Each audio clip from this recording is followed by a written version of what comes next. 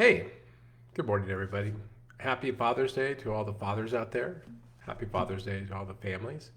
I am excited. Today is book of the week Sunday. So as I do these go live sessions, I'm starting to get a cadence, which I'm enjoying. And of the cadence, my favorite is reviewing a book I read every week. So Sunday is I talk about a book that I read. Sometimes it's a book I've read before and I'm rereading. Sometimes it's a book that I haven't read before. So today I'm going to talk about one of my favorite books, which is The Greatest Salesman in the World. And it's interesting because many of our younger generation have not heard of this book, have not read this book. But this book, which was written in 1968, has sold over 50 million copies. It is the number one sales book in history by far. But somehow in the last decade or so, people have lost it or don't know about it or have forgotten about it. And so I want to talk about it. I've read this book numerous times, as I'll talk about. It has a lot of wisdom. And I'm going to share, I'm not going to give you the secrets of the book, but I'm going to hopefully give you enough to entice you to read the book. It's only 111 pages. You can read it cover to cover, sitting at the pool on a sunny Saturday if you'd like. The book too. It's not a tactics and strategies sort of book. It's not going to tell you how many calls to make or a script. And instead, it kind of works on you as a person internally. It gives you a philosophy of salesmanship, and it kind of gives you a process or a strategy to fortify yourself internally to be able to be a better salesperson. And some people would argue that it's not really a book of sales at all. It's a book on the philosophy of life and how people should live life. In doing so, how they become a great salesperson. So in the book is super easy to read. It's written in a parable style, meaning there's a story. It's a story of a poor camel caretaker back, 1,000 years ago. It's an interesting story, but inside of it has all these lessons. Now, as you think about Ogmandino, who actually wrote, I think, 13 books, including The Greatest Salesman in the World too.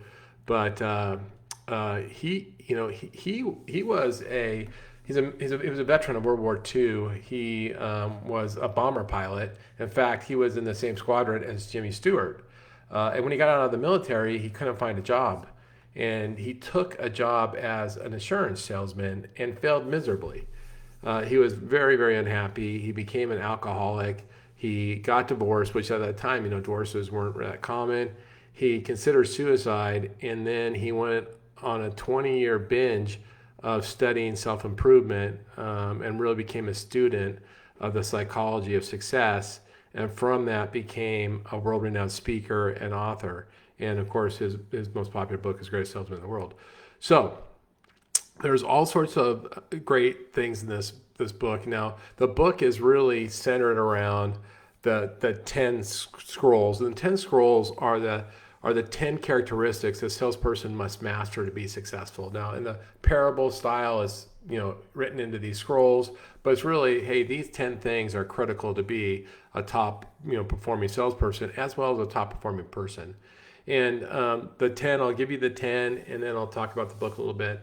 So the first one is, I'll form good habits and become their slave.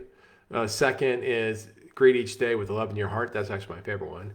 Third is, I will persist until I succeed. Fourth is, I'm nature's greatest miracle. Fifth is, live each day as though it were your last. The sixth is, master your emotions. 7 is the power of laughter. 8 is, multiply your value every day. 9 is, all is worthless without action. And 10 is, pray God for guidance. So now those things seem very simple on their face. Each chapter is short, like 5 pages. And when you read them, I think Ogmandino does a really good job framing and anchoring so that you really get the meaning of each of those 10 items. A lot of people have read this book, and I always ask people, "That's great. What do you get out of the book?" And people say, "Hey, it's probably the most influential book I've read." And I ask them about it. I ask them what they learned. And here's the thing: it's really interesting. One of the really big messages in the book. It's how do you change? How do you become a better person? And the answer, in my own words, are you have to create the discipline to create the action that forms a new habit. And habits take time to form. And so in the book, in the first scroll where it says, "Oh, form good habits and become their slave," part of that in there it says only a new habit can replace an old habit. So the only way you can get rid of a bad habit is to create a new habit. So interestingly, Augmendino in the book, what he says is, look, if you want to really consume this book correctly, then here's what you should do. You should read each chapter 3 times a day. Read it to yourself in the morning, read it to yourself in the afternoon, and then read it out loud at night for 30 days. So if you and it's not that he's trying to get you to internalize the content so much as he's trying to help you to create the discipline to create a new habit.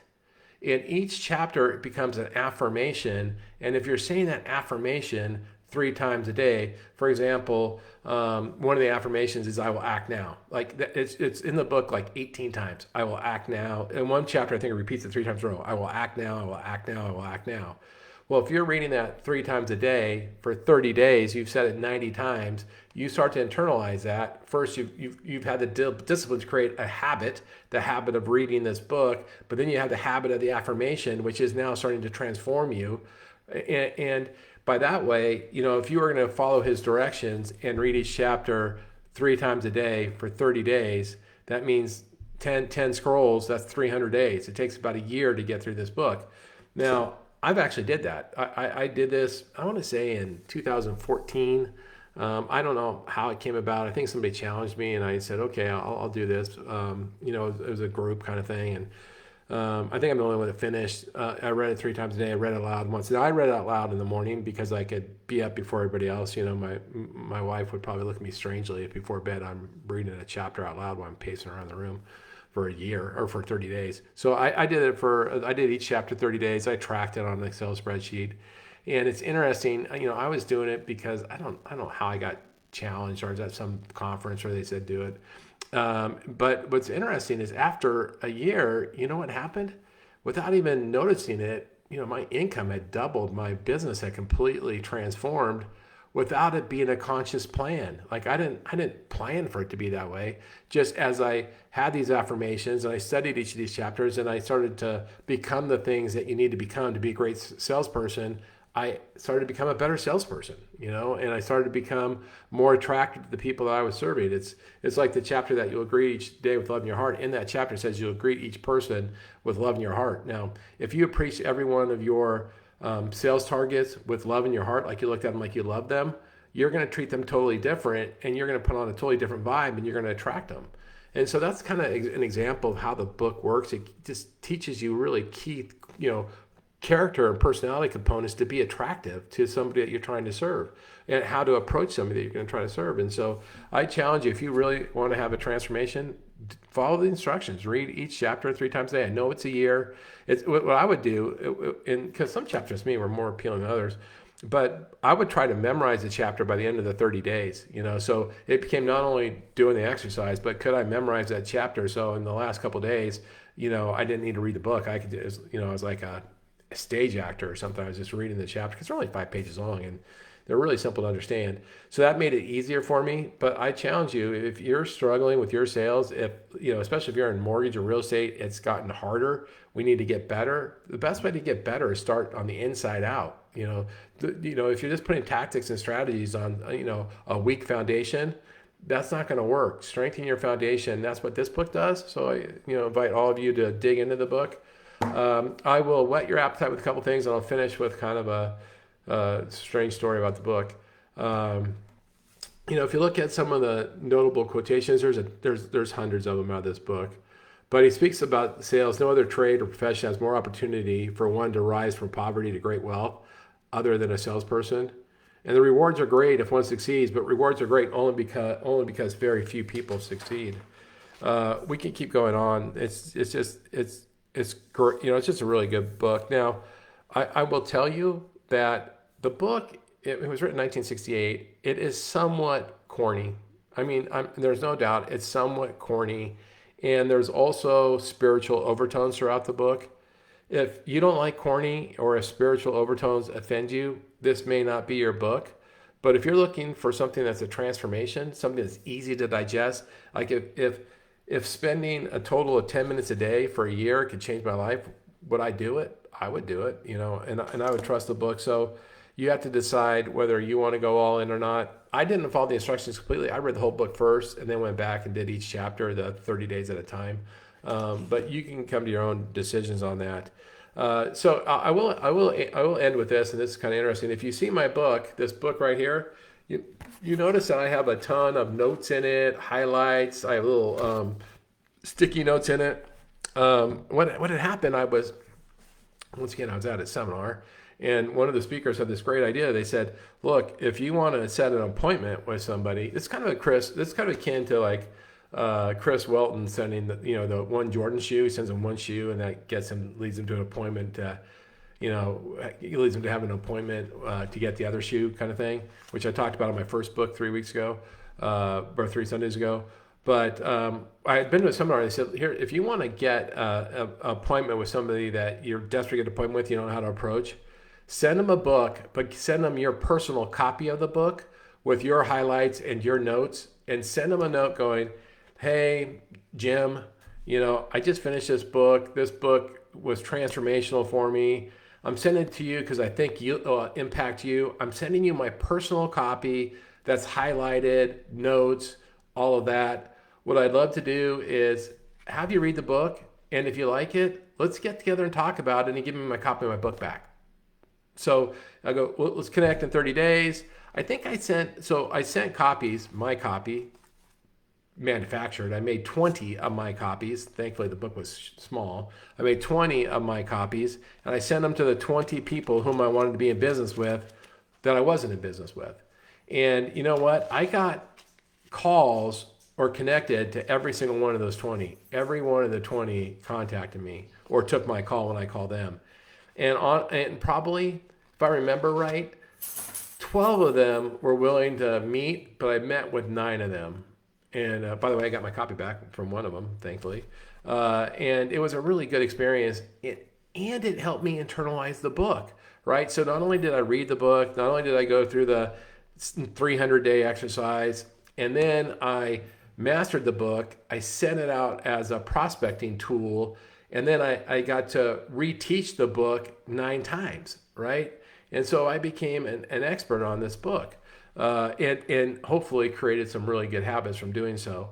Now today, it's funny. I was somebody mentioned this book to me a few weeks ago. I got to read this book because I'd become detached from it, and I read it yesterday. And it was like I'm going back 10 years ago when I went through the exercise. So that is the book this week. Next week, so I hope you got something out of that. I hope you like it. Oh, one other thing, which I forgot to mention, you can actually get a free copy of this book. If I can figure it out, or if somebody helps me, I will put a link to where you get a free copy of this book. I can tell you the free copy is at GBX University. So if you just Google if you Google the greatest salesman in the world, look up GBX University, they have a PDF copy online, which is good because it's much bigger font, much bigger than this book. But if you want a free copy, like you don't even want to commit to spending the $6 on Amazon for it right now, or $10, get your free copy, GBX University. I'll see if I can put the link in there. Next week, I am looking forward. I'm halfway through our book for next week, which is 10X. I've heard it talked about so many times that I'm eager. I'm about halfway through it. I'll be done by next week, and we'll be talking about that on Sunday. Remember, Saturdays are news and notes of the week, which is really fun. I did that yesterday. Covered maybe 15, of the most interesting articles or impactful articles to us. Sundays are book of the weeks. Monday through Friday is whatever's top of the mind. I hope everybody has a great Father's Day. Thank you for checking in with me. Have a great day. Bye.